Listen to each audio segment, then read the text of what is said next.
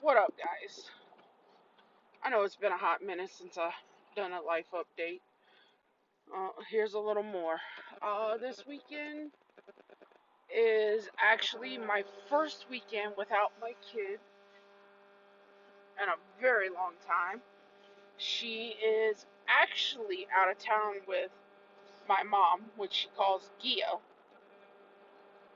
Have no idea, but apparently in Italian translated, it means grace of God. And so my mom loves that, so we let her go with it.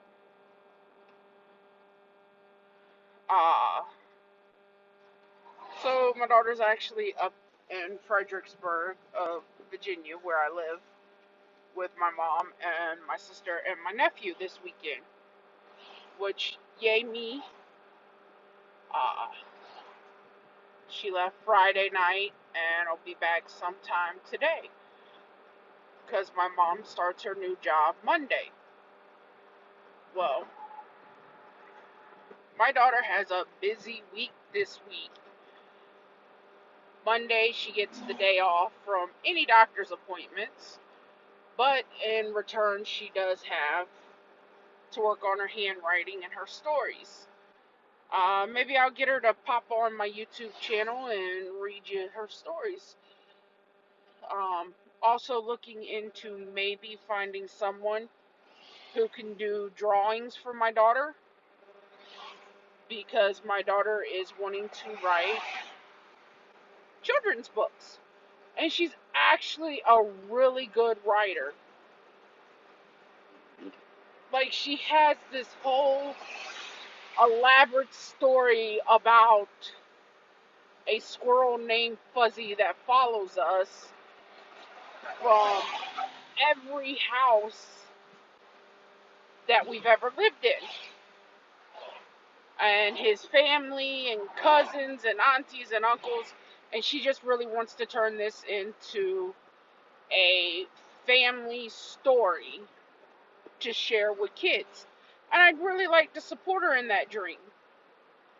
And of course, I told her any money that she made off the books when she got them published, we would put into a banking account for her for when she's older, to do with it as she please. I said, other than what money we need to pay bills and possibly get a new car, everything else would go into the banking account for her. For her to pay for her college completely, for her to be able to have a house or whatever she wants to use the money for when she gets older and wise enough to have it. So that's what I'm actually looking into right now for my daughter. So I'm trying, like I said, just reaching out, trying to get fillings and everything for stuff. And it feels pretty weird having to drive and talk. No hands, microphone's right over here off to the side where y'all can't see. But I've gotten a lot done this weekend. Cleaned the house. I've done laundry. Actually, I'm in the process of doing bed laundry right now.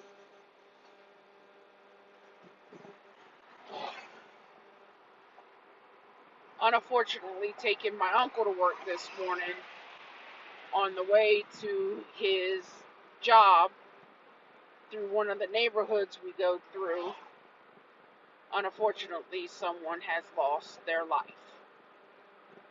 So, of course, me being the person and seeing the loss of life, I pulled off to the side of the road and bowed my head like I was taught and said a prayer for the person's family.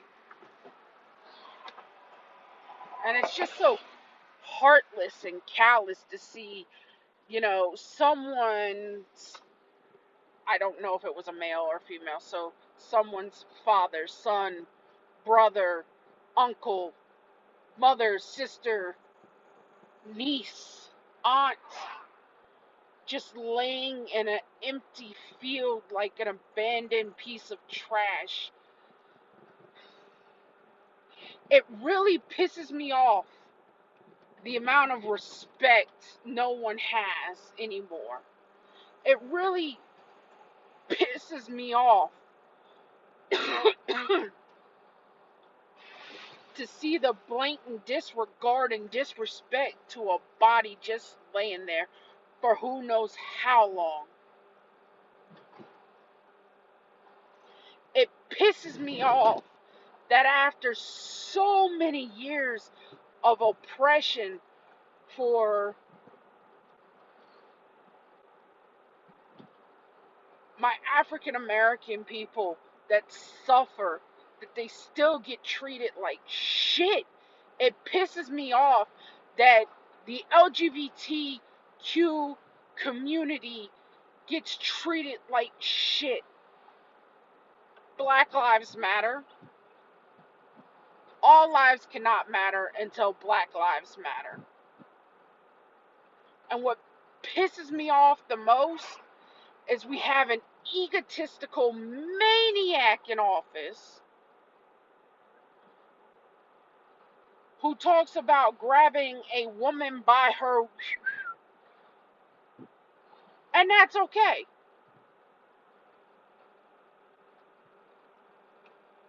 What in the hell has this world come to? You know, growing up, I was always taught if a man was to anything with that, especially giving no permission or anything, then you fucking sock him. But this dude is our president, and he can and lead them around like it's nobody's business. And we're such a good job. Oh my gosh. Oh, that's what I say. And I don't care if this video gets taken down. Yes, it's a little bit of a life date. Yes, it's a little bit of a rant. But you know, after seeing this body laying in a field this morning on the way to take my uncle to work,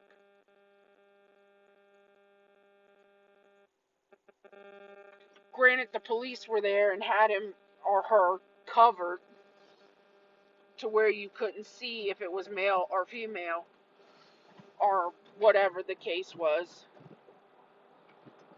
Just the fact that this body was laying in a field,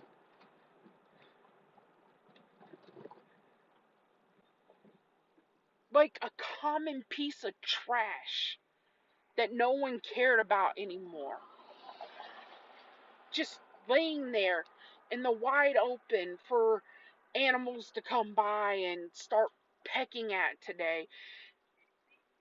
It hit me in my heart, and I couldn't just do a video of a life update and not put this in there, because I mean, growing up where I grew up,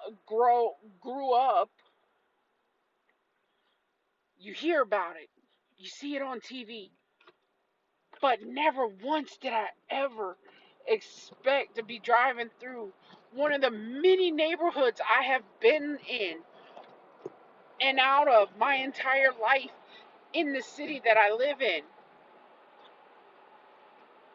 Did I expect to drive by an empty field, which right next to the field there's a building,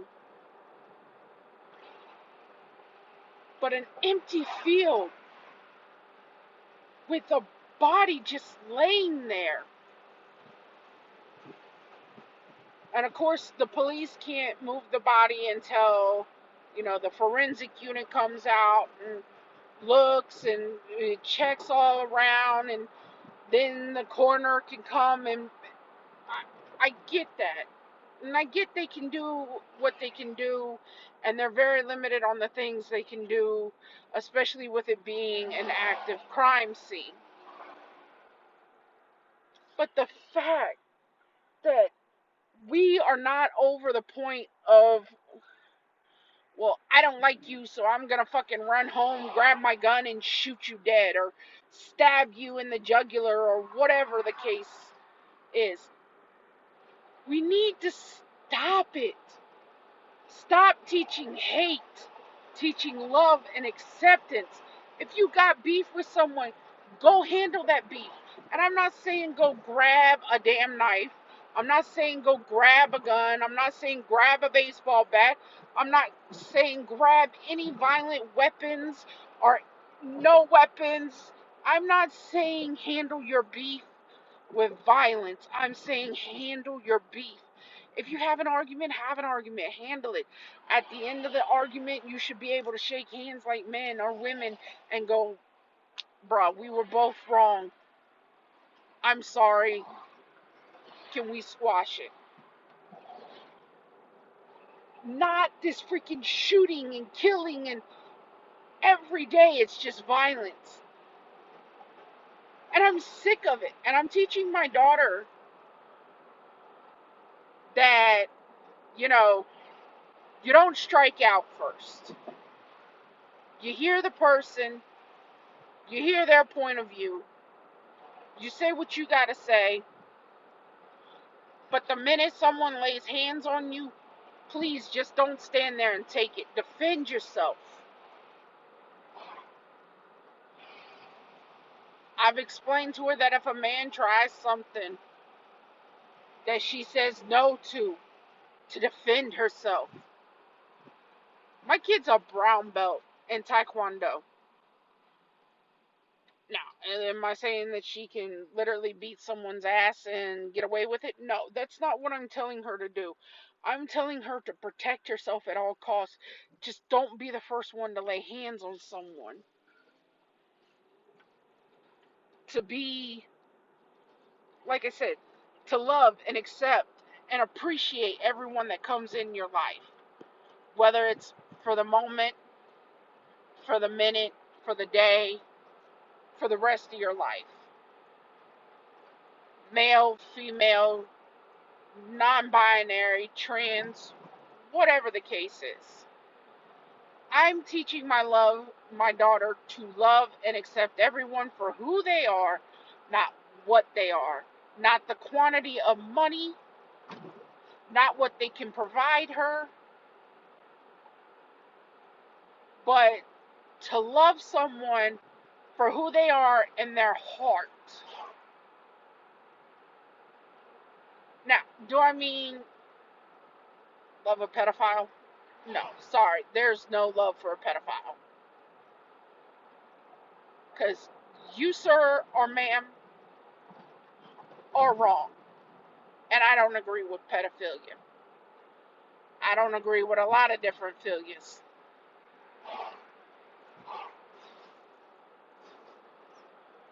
But I teach my daughter to love the person for their heart. I don't want her to grow up and be like these young bucks running around. Oh, I got a sugar daddy, so I'm a sugar baby. And he pays all my bills and I do absolutely nothing. No. Sorry, boo. You just what we call a high class hooker. Um, Cause you doing something to get that money. He ain't just paying your bills to look at you. Sorry. Now, if you're married and you're still only for him for the money, then you're a gold digger. But I'm teaching my daughter the importance of true love, to understand that a man or a woman, because I don't know who she's going to love or how she's going to identify. And no matter how she identifies, I love and I support my daughter in her journey in life. Now, that being said, I'm teaching my daughter that a man or a woman should never, ever lay their hands on their partner. The minute they do, call me. I'm on the way. I don't care where I'm at. I don't care what kind of car I got. I am on the way. My foot is to the floor. Gun in this car. I will be there and we will hide the body. No, I'm just joking about that. I wouldn't really hide the body, but I will be there and I will scoop my daughter up. But I've also taught her, don't let a man beat you. Don't let a woman beat you. He starts beating you, you call the cops, and you beat his ass until the cops get there. Yeah, they may both end up in jail with charges, but you know what? My daughter knows not to do nothing, not to be stupid, and to really pay attention. I'm also teaching her that not only should a man or a woman not physically hit you, but I'm also teaching her that a man or a woman should not mentally abuse you, verbally assault you. I'm teaching her how to love the right way.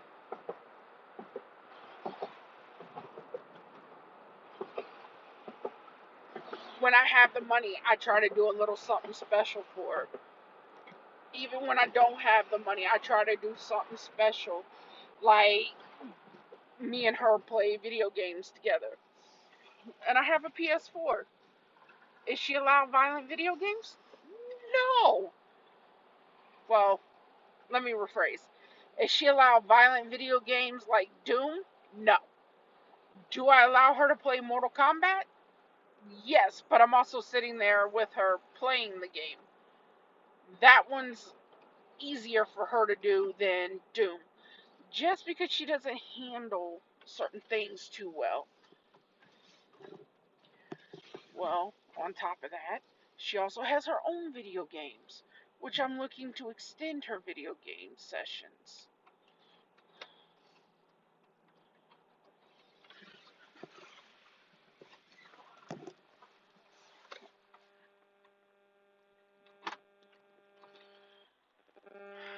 And on top of that, my daughter is very bright, very smart. She's going in the fourth grade with decent grades. And when I mean decent, this kid since first grade has been on honor roll every year, the whole year long. And she's in fourth grade. First, second, third, fourth. We're going in fourth grade. So for 3 years, she's been on a consecutive honor roll kick. I couldn't be more prouder of her. Hell, when I was her age, that didn't ever happen with me. And and you know what? I couldn't be more proud of her, even if she didn't get honor roll every year, the entire school year. Because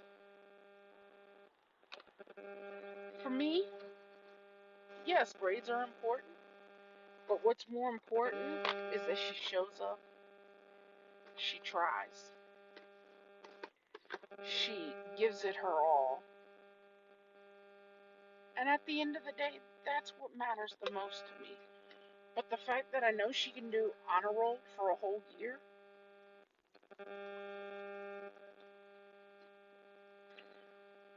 I've come to expect it.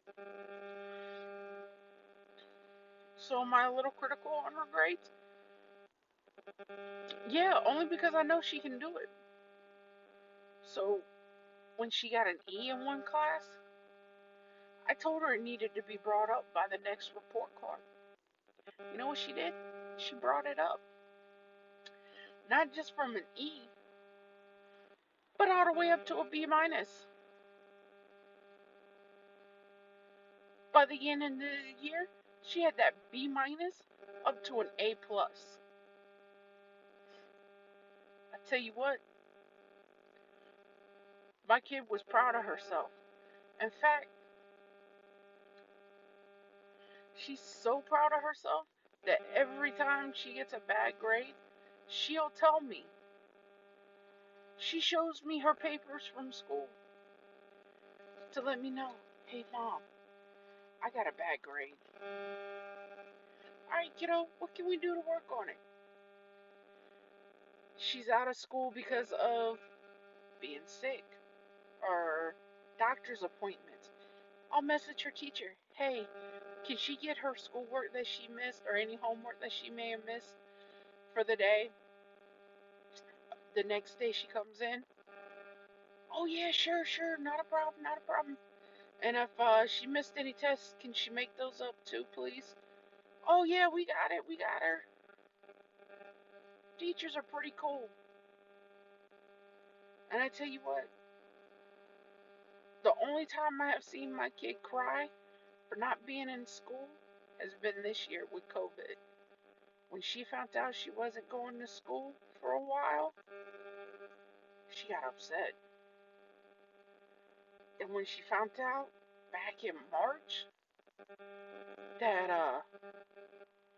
school was shut down for the rest of the school year until September, and even then we didn't know what school was going to look like in September, whether or not they were going to do in person or virtual. My daughter cried even that much more and begged me to take her to school because she wants to see her friends, not understanding that her friends wasn't going to be there too. My church closed down, so my kid hasn't seen none of her friends, including church friends. And unfortunately, I only get disability. So she sees her friends and talks to them on the phone or the tablet. And they're going to California and Georgia and upstate Virginia and down in Carolina to the different parks. And because I don't have the money to pay for stuff like that, my kid sits at home and wonders why.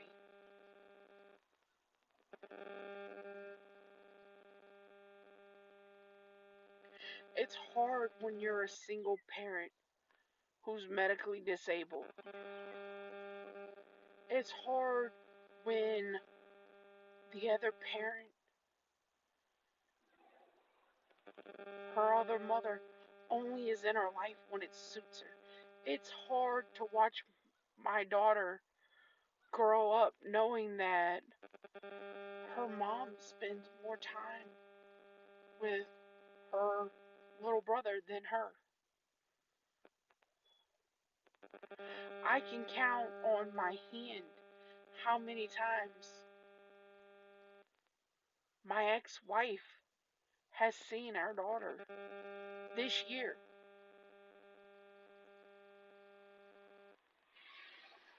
I can count how many times that she's talked to our daughter on the phone on one hand. I can literally count how many times she does anything with our daughter on one hand in a year. She gives no child support. I have not taken her to court for it because she quit her job.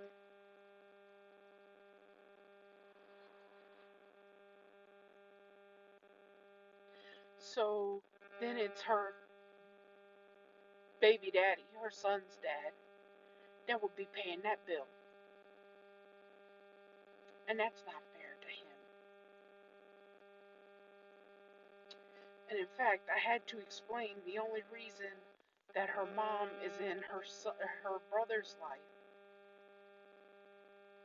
is because the dad has told her that if they break up, he's taking the son.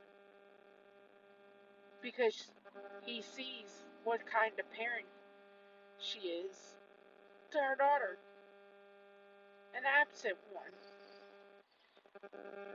So that's the only reason she's still with her son's father.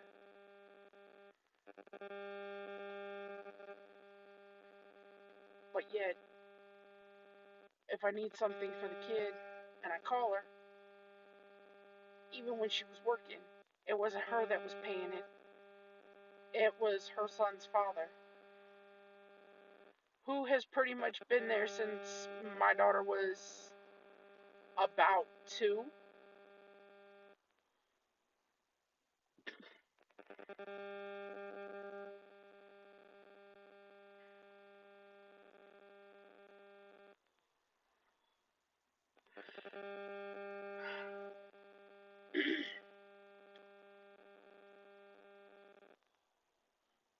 We gotta stop with the hate, guys. I'm gonna get ready and get off here.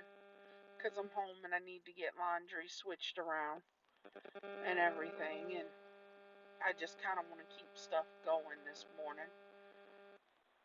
But,